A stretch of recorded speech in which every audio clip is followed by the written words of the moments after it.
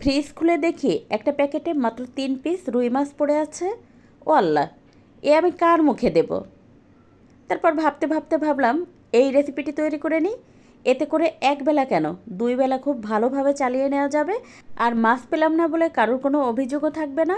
দেখতে থাকেন আমি কিভাবে করি, নতুন আপুদের তো অনেক কাজে আসবে।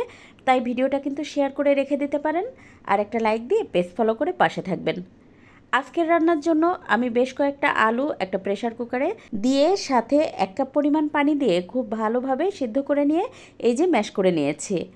আর এটা এখন আমি একটা সাইডে রেখে দিব। আর এদিকে মাছটাও কিন্তু আমি একটু লবণ আর হলুদ দিয়ে খুব ভালোভাবে সিদ্ধ করে নিয়েছি। তারপর মাছ থেকে কিন্তু কাঁটা ছাড়িয়ে নিয়েছি। এই যে ঠিক এভাবে একটা একটা করে কাঁটা বেছে ফেলে দিতে হবে। এতে করে বাচ্চা থেকে বড় সবাই খেতে পারবে, কাঁটা নিয়ে কোনো চিন্তাই করতে হবে না। আজকের রান্নার জন্য চুলায় একটা প্যানে 3 টেবিল চামচ পরিমাণ রান্নার তেল দিয়েছি। সাথে কিন্তু 3টা পেঁয়াজ কুচি, তার সাথে 2টা দেশি রসুন কুচি করে দিয়েছি। এবার এটা বেশ ভালোভাবে লাল লাল করে ভেজে নিব। তো এই যে একটু সময় নিয়ে কিন্তু চুলার আঁচ মিডিয়াম রেখে লাল লাল করে ভেজে নিয়েছি। নিশ্চয়ই দেখেই বুঝতে পারছেন। এবার এর থেকে বেশি অর্ধেকটা পরিমাণ একটু তেল সহ আমি একটা অন্য পাত্রে তুলে রেখে দিচ্ছি। আমার কাছে এভাবে করলে সুবিধা হয়, তাই কিন্তু আমি এভাবে করছি। আপনি চাইলে কিন্তু এই কাজটাও রান্নার শেষে করে নিতে পারেন। এবার ওই যে মাছটা ছিল সেটা দিয়ে 2-3 মিনিট বেশ ভালোভাবে মাছটা ভাজা ভাজা করে নেব এই পেঁয়াজ রসুনের সাথে। এতে করে ঘ্রাণটা খুব সুন্দর আসে। তো এই তো দেখতেই পাচ্ছেন আমার কিন্তু মাছটা বেশ ভালোভাবে ভেজে নেওয়া হয়ে গেছে। এখন এর মধ্যে দিয়ে দেব 1 টেবিল চামচ পরিমাণ আদা রসুন বাটা।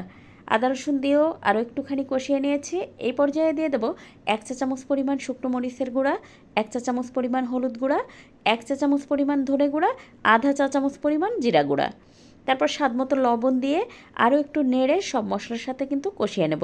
এই 2-3 মিনিট মতো এটা আমি কষিয়ে নিয়েছি। আর যখন দেখবেন এরকম ভাজা ভাজা হয়ে গেছে, তখন একটুখানি পানি দিয়ে এটা আরও একটু সময় কষিয়ে নিতে হবে, যেন কোনো মশলায় কাঁচা গন্ধ না থাকে।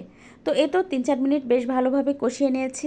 এখন এর মধ্যে দিয়ে দেবো 2টা পেঁয়াজ কুচি আর দিয়ে দেবো বেশ কয়েকটা কাঁচা পাকা মরিচ। এতে করে ঘ্রাণটাও ভালো আসে।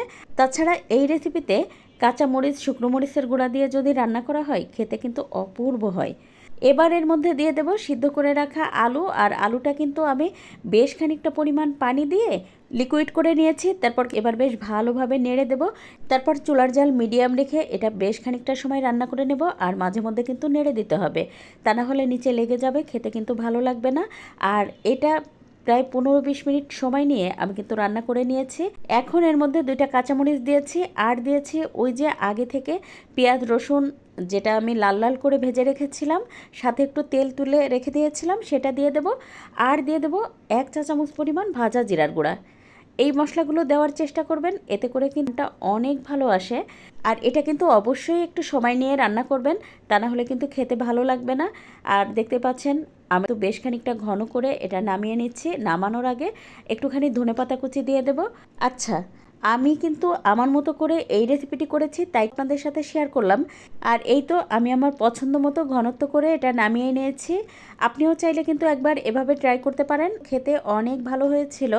আজ এ পর্যন্ত, কাল আবার নতুন কোনো ভিডিও নিয়ে দেখা হবে ইনশাল্লাহ। সে পর্যন্ত সবাই ভালো থাকবেন, সুস্থ থাকবেন, সেই দোয়া করি। আল্লাহ হাফেজ।